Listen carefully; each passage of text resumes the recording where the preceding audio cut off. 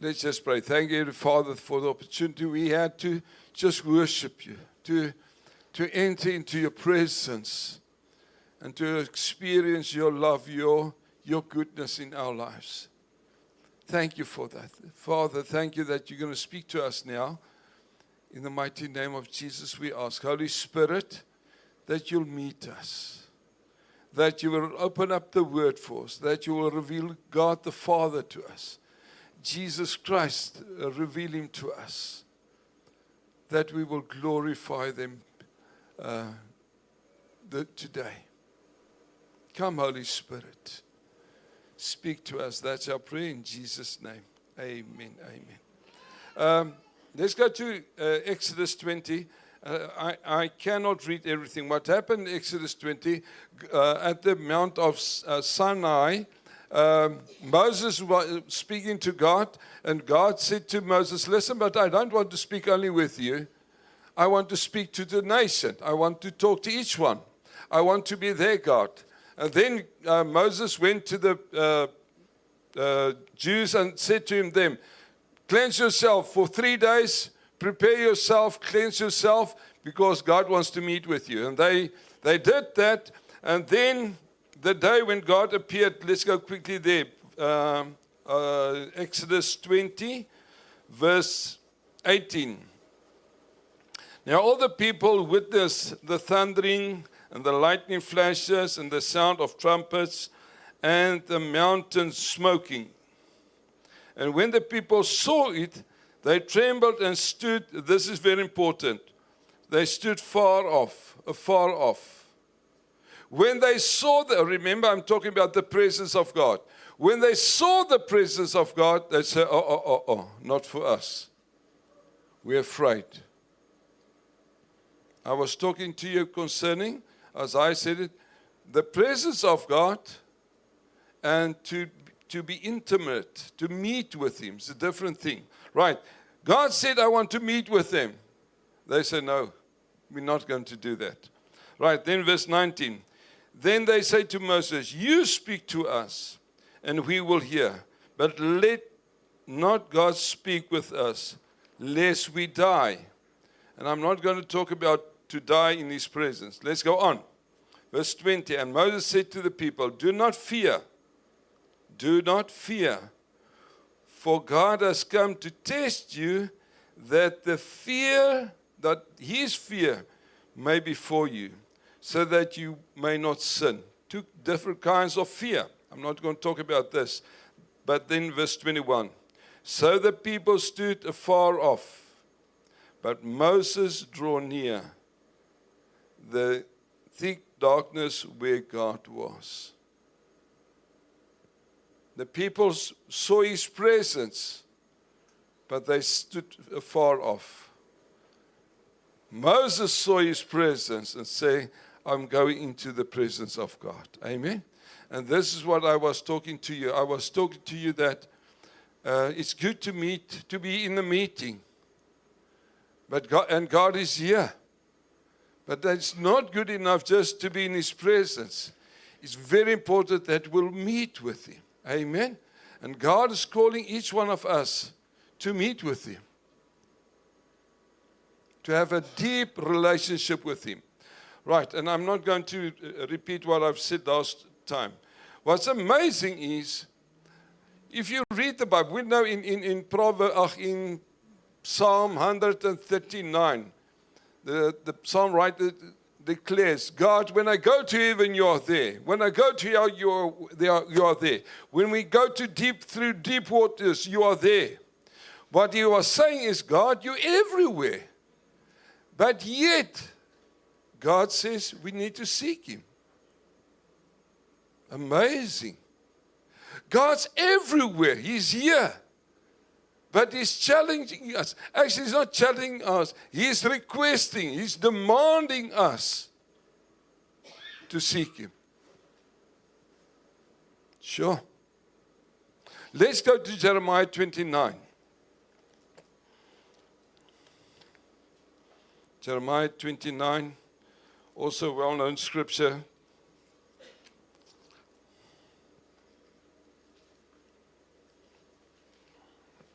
Jeremiah 29.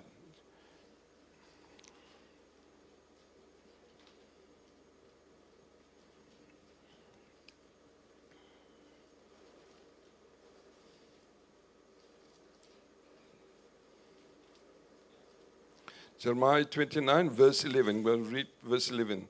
Well-known scripture. For I know the thoughts that I think towards you, says the Lord. Thoughts of peace and not of evil, to give you a future and a hope. Then you will call upon me and go and pray to me, and I will listen to you. And you will see, there it is, and there you will seek me and find me when you search for me with all your heart. Verse 14, very important, just the first portion. And I will be found by you, says the Lord. Amazing. Here God's telling to the nation of Israel, listen, you need to seek me. But you need to seek me with all your heart.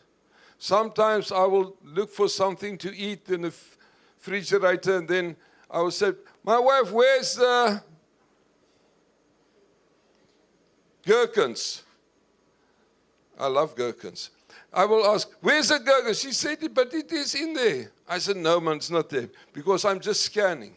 But sometimes I will search purposefully. If I lost my wallet, it's a different kind of search then. And God's saying to us, listen, I want you to search with a purpose. You need to search for me. And there's two things God's talking about. Here he's saying, if you are searching for me, guess what? You will find me. Do you know the game that we played when we were kids? Hide and seek. Did you play it? Yeah. Even with your kids, guess what? A father or the mother will tell to a, let's say, 5-year-old daughter, I'm going to hide and you must seek me. But guess what? The father doesn't hide this way that the child will not find him. It's silly if a dad does that. You understand? He will hide in a manner so that the child will get him. And this is what God's talking about. God is not hiding from us, but for us. But the only way you will get him, you need to seek him. You will not just suddenly, there's God. No, that's why he commands us to seek him. Why do we need to seek him? God is spirit. And those who want to worship him, John 4, those who want to worship him must worship him in spirit and truth. Let's go to 1 Corinthians 2.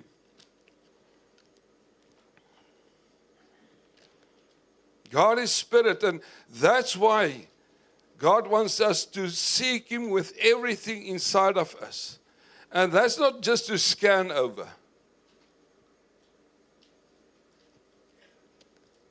And the moment we seek him, he will reveal himself to us. And the only way for us to be able to see him is by the Spirit.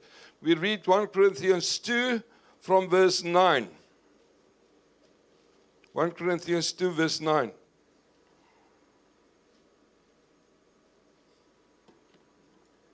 It reads as follows. But as it is written, eyes has not seen, nor ear heard, nor have entered into the heart of men the things which God has prepared for those who love him. Not for everybody, for those who love him, those who seek him. He prepared stuff for us. Verse 10, but God has revealed them to us through his Spirit. For the Spirit searches all things, yet the deep things of God. For what man knows the things of a man except the spirit of the man which is in him? Even so, no one knows the things of God except the Spirit of God. And then it says, now we have received not the spirit of this world, but the Spirit who is from God, that we might know the things that God has, that has been freely given to us by God. My brother and sister, God is Spirit. And the only way for us to see God is through allowing the Holy Spirit to lead us. But this doesn't just happen. Perhaps it will happen. We need to search for God. Very important. Number two, we don't only need to search for God, we also need to search for His kingdom. Let's go to Luke 12. Luke 12.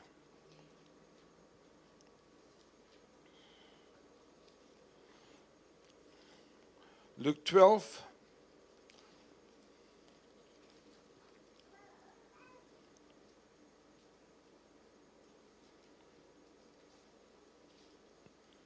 You won't find it by accident. You will not find God by accident. God wants that you will yearn for Him, that you will search for Him. That's to seek God. Number two, to seek His kingdom. Luke 12, verse 31. But seek first the kingdom of God, and all these things shall be added. Very important, my brother and sister. Sometimes we search the things, the blessings that God's got for us, and that's good. God wants to bless you. But God's saying, listen, no. Your priority must be you need first to see God. When we seek God, guess what? All the other stuff He will give to us. And that's why He's saying, first seek the kingdom of God, and all these things shall be added to you. Verse 32, do not fear, little flock, for it is your Father's good pleasure to give you the kingdom. God's got a desire to give us His kingdom. He wants, number one, to reveal Himself to you. That you will know that you know by heart He's a good God, good Father. Number two, He wants to give you His kingdom. Why does He want to give you His kingdom? Because that's your inheritance. You are citizen of heaven. Philippians, quickly go to Philippians 3. I hope I get it. Philippians 3.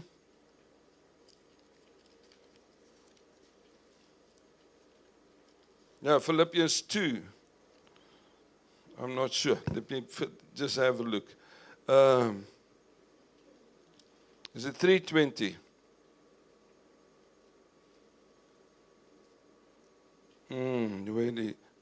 Yeah, 3:20. For your citizenship is in heaven, from which we also earlier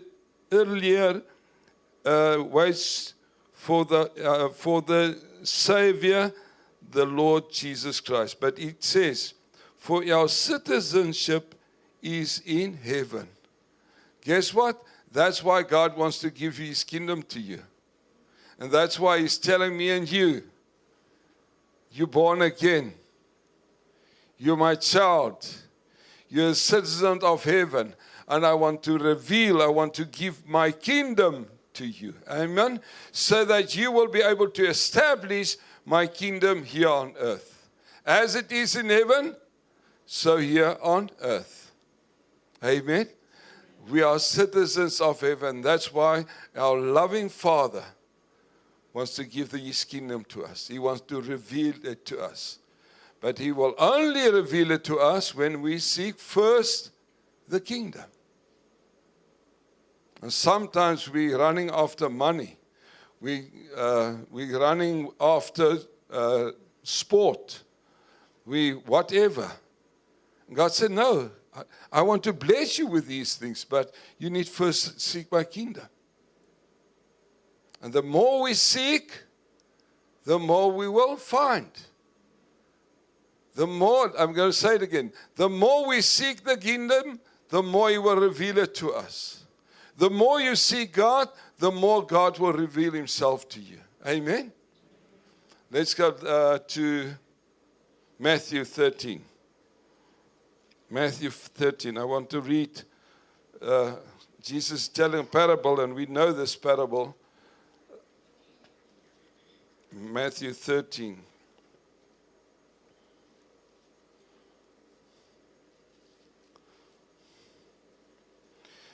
Matthew 13, Jesus talking about the parable of a farmer sowing seed, remember? And some fall on the hard ground, others on between rocks, others between thorns and thistles. And then a quarter fell onto good soil. But I'm not going to read that. I just want to go to verse 9. Verse 10, Matthew 13:10. And the disciples came and said to him, why do you speak to them in parables? He just taught them that parable. Why do you speak to them in parables? He answered and said to them, because it has been given to you to know the mysteries of the kingdom of heaven. But to them it is not been given. Very important. Jesus telling his disciples, listen, I'm speaking with parables with the people there. But to you, I'm revealing the kingdom of God. I want to reveal that to you. The mysteries, the hidden stuff that's in my kingdom. I'm sharing that to you. That means not everybody will understand the kingdom of God. Amen? Not everybody. Even here, if you look at the parable, the Bible's actually saying only 25% of people sitting here will understand the word of the kingdom. Shocking. But God said He wants to reveal it to us. Let's go on. Verse 11. No, verse 12, sorry. 10, 12. Now let's read 11 again. He said, and He answered and said to them, because it has been given to you to know the mysteries of the kingdom of heaven, but to them it's not been given. Verse 12. For whosoever has, to him more will be given. He's talking about the kingdom. And he will have abundance. But whosoever does not have, even what he has, will be taken away from him. Jesus talking, say, listen, I want to reveal the mysteries of my kingdom. I want to reveal to you. I want you in abundance to reveal this to you. But those who don't seek the kingdom, even what they think they've got, I will take away from them. My brothers and sisters, that's why it's so important for us as born-again Christians to use the opportunity, the privilege that we've got to spend time with a living God. Amen? So important what I said earlier this morning. We've got the privilege to enter into God's presence through the blood of Jesus. Let's use the opportunity. Let's seek Him. Let's seek His kingdom. And He will reveal Himself to us more and more so that we will clearly see who He is. Amen? That we will clearly inherit His kingdom, our inheritance, that we will inherit that and live that out here on earth. Amen? That's why we are called to be Christ-like. The only way for me to be Christ-like, I need to see Him led by the Holy Spirit. Number one. Number two, He needs to reveal His kingdom to me. And the moment He reveals His kingdom to me, I know what is my inheritance. Amen? And that's why God's telling me and you today, I want you to enter into my presence with boldness through the blood of Christ, so that I can reveal myself to you and that I can reveal my kingdom to you. Amen? That's God's desire. And there are people that's not going to see this. But we as born-again Christians, we've got the privilege to enter into His presence. Amen? I want to give you 2 examples of people that was seeking God, Jesus. That was, I'm not going to go there. It's in Luke 5. In Luke 5, remember the story? There were friends carrying, the guy was lame. They arrived at the house. There were so many people inside and outside that they couldn't enter into the house, into the building. So they said, let's make a plan. Let's go to the roof. They opened up the roof, and God saw their faith and said, be healed. Actually, He said, forgive your sin, take up your bed and walk. But let me tell you, they were serious seeking Jesus. Nothing could stop them. Listen, nothing could stop them. And that's the way God wants us to seek Him. The second story I want to tell you, that was in Luke 18. It was the blind man of Jericho. He was blind, and he heard the Messiah, Jesus, is coming. And he was screaming out, say, Jesus, Son of God, help me. And the people said, hey, keep quiet. You're disturbing the Master. And he said, no, I'm not going to stop. And he shouted louder.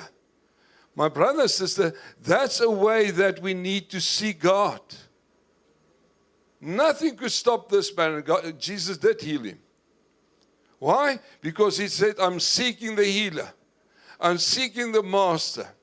I need Him to touch me. And that's what happened. My brother and sister, the Lord's talking to us this morning. Let's seek Him with all our hearts. When we seek Him, He will reveal Himself to us. Luke 11. I'm just getting Luke 11.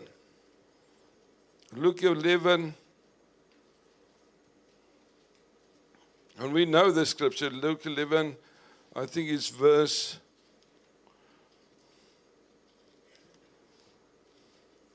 30. No, that's 12. Luke 11. Don't you give my book, my Bible to me? No, I've got it. Luke 11, verse 10. Let's go to verse 9. So I say, Jesus speaking. So I say to you, ask, and it will be given to you. Seek, and you will find. Knock, and it will be opened to you. For everyone who asks, receive, and he who seeks, find, and him who knocks, it will be opened. My brother and sister, are you seeking? Are you seeking? Are you seriously seeking God and His kingdom? And God said, I will reveal it to you. I will answer. Right, I've written down eight words, other words that just explain the word seek. Because as I've said to you, there's different kinds of seek. Sometimes you seek something, but you're not serious about it. But then there's times that you seriously seek something, and then God says He will give. Now, I'm going to give you 8 words that just explain what the word seek means. The first one is to pursue. You must pursue God. Pursue His kingdom. That's why it won't just happen in an accident. suddenly God will reveal his kingdom. No, you need to seek God, and you need to seek his kingdom. Number 2, to study. You need to study the word of God. Remember the sower, what he was talking was about the word of God that was being sowed. You need to study the word of God to seek his kingdom. And this doesn't happen only once a week at church. You need to meditate on the word. Number 3 is to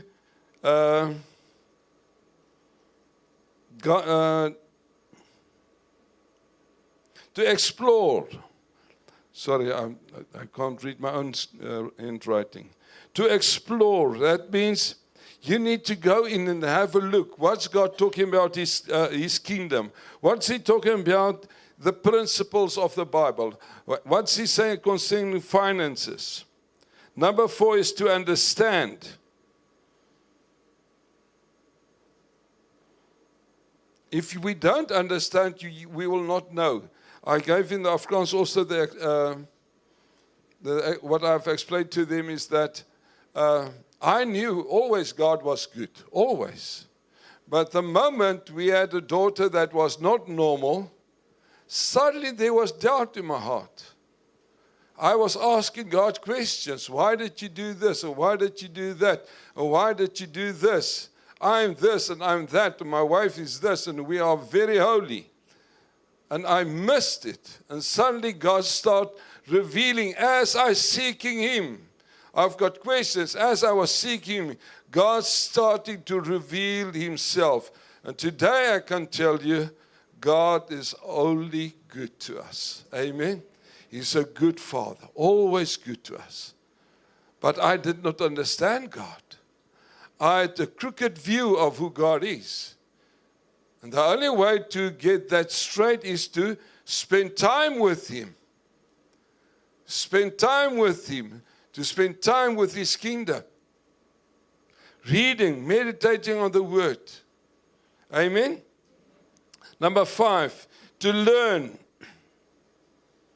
The word seek means to learn. Read the word, to learn, Lord, what am I supposed to do here on earth? I'm not here to be rich. I'm not here to be famous. What's my purpose here on earth? Right, number 6,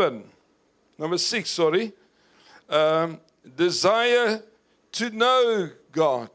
You need to have a desire in your heart. Lord, I want to see you. I want to meet with you. I've got a desire, Father, that your kingdom, that I will see my inheritance, my kingdom, where am I a citizen, so that I can establish it here on earth. Number 7, to consider first the kingdom of God. My brother and sister, not last on the list. You can get a promotion to Polokwane. Lot of money, fame, good post. But first say, Lord, what are you saying? Lord, what are you saying? And we heard the testimony. There was a lot of money. Good job, wat is verhoging? Good increase, better post. And say, Lord, but what are you saying? And God said, no, I want you to stay. Why? Seek first the kingdom. Amen. And then the last one, to be passionate. To be passionate about the kingdom of God. My brother and sister, doesn't help you to be passionate about soccer. I'm not saying don't be passionate about your sport. But we need to first seek the kingdom. Let's be passionate about our King and his kingdom. And when we're passionate about seeking his kingdom, guess what? He will reveal it to us. And he will give his kingdom to us. Amen? So important. I want to close. What's important for you? Let's not focus on the lower stuff. God said, seek first the kingdom and He will add all the others. And sad to say, some of us, and I'm including myself, sometimes we chase these things. And God said, no, seek me first. Seek me and my kingdom, and I'll do the rest. I want to bless you. I want to guide you. I want to reveal myself to you. But you need to seek. You need to seek. Amen. Let's just close our eyes. And I know God spoke to all of us this morning. He spoke to me.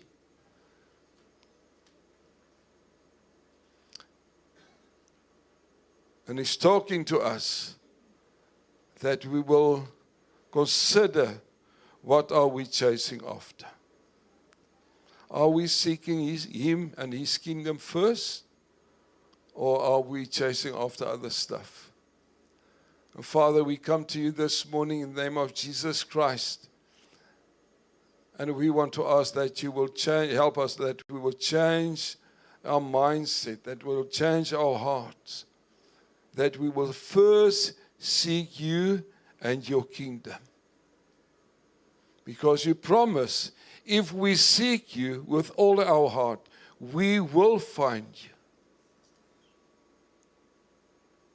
If we seek the kingdom first, that you want to give us, we will find your kingdom, and then the rest will be added. And Father, I want to pray for each one of us that's here this morning. Help us not to chase after stuff, the things of this world, the fame, but that we will seek you. That we will passionately seek your face and your kingdom. Father, I want to pray by your Holy Spirit that you will help us to desire to spend time and time and time with you. And when we spend time with you, that you will transform us. And that you will give us your kingdom. So that everywhere we go, we will be a shining light for your glory. I want to pray for us, Father, that our minds will be upon you. Our eyes will be upon you. That we'll first seek you and your kingdom. That's my prayer for us this morning, Father, in Jesus' name. Amen. All right, Colossians, after I've said amen, we're going to start again. Colossians, just go quickly to Colossians 3. Colossians 3. As I was praying, this scripture just came to me. Colossians 3. And I'm quickly going to read that. Colossians 3 verse 1. He's talking about seeking there also. Colossians 3:1.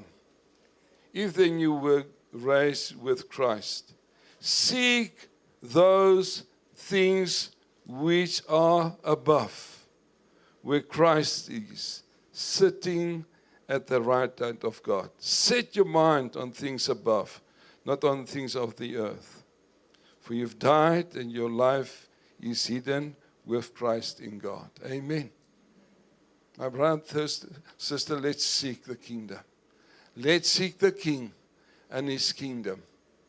Because that's what the Father wants to give us. Amen. Thank you so much. I'm going to close in prayer. Then I quickly want to make an announcement. Let's just close. Thank you, Father, that you spoke to us. And Father, there are some of us here that don't belong to you. Because they're not born again. And Father, you said in your parable this morning, they will seek but not find. They will hear but not hear. And Father, I want to pray for each one of us. Each one that's not yet into your kingdom. Father, that they will meet with you. That you will be the Lord of their lives. And I pray for each one. Holy Spirit, you're the one that speaks. You're the one that leads into all truth. And I want to pray for each one of them, Father, that's here, that's still doubting, still wondering, is it worth it to follow Christ? And I want to pray, Holy Spirit, that you speak to them. Thank you, Father, that we, as born-again Christians, we can enter into your presence through the blood of Jesus. And help us to use the opportunity this week to spend time with you, to meditate on the Word, to seek your face, to seek your kingdom, so that when people around us meet with us, that they will see Christ in us. That's our prayer this morning, Father, in Jesus' name. Amen.